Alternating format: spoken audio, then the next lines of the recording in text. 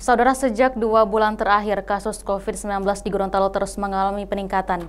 Akibatnya, tingkat keterisian tempat tidur di Rumah Sakit Rujukan Alwe Sabu, Kota Gorontalo hampir penuh.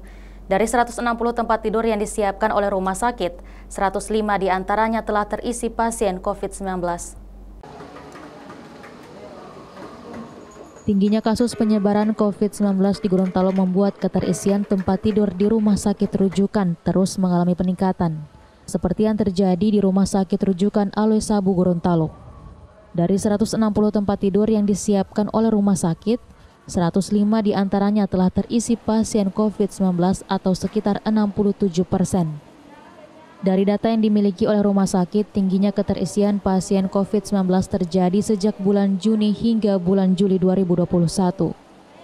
Direktur Rumah Sakit Alwe Sabu Gorontalo Andang Ilato menyebut, sebulan sebelumnya pihak rumah sakit telah menambah 98 tempat tidur. Namun karena tingginya penyebaran COVID-19, pihak rumah sakit pun menambah tempat tidur menjadi 160 bed.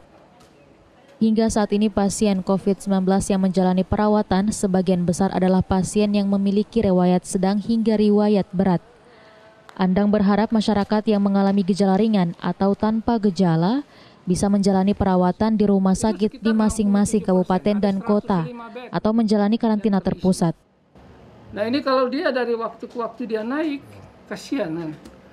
160 yang sudah kita siapkan ini, itu pasti terlampaui. Karena semua pasien itu masuk ke Alwe Sabu. Walaupun ada beberapa rumah sakit kabupaten lain itu sudah mulai merawat pasien COVID, walaupun kasusnya memang kasus yang ringan.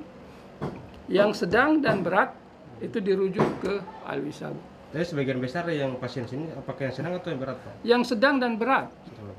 Yang sedang itu adalah yang sudah bergejala, baik dia demam, dia batuk, dia sesak, itu sudah dirujuk ke sini.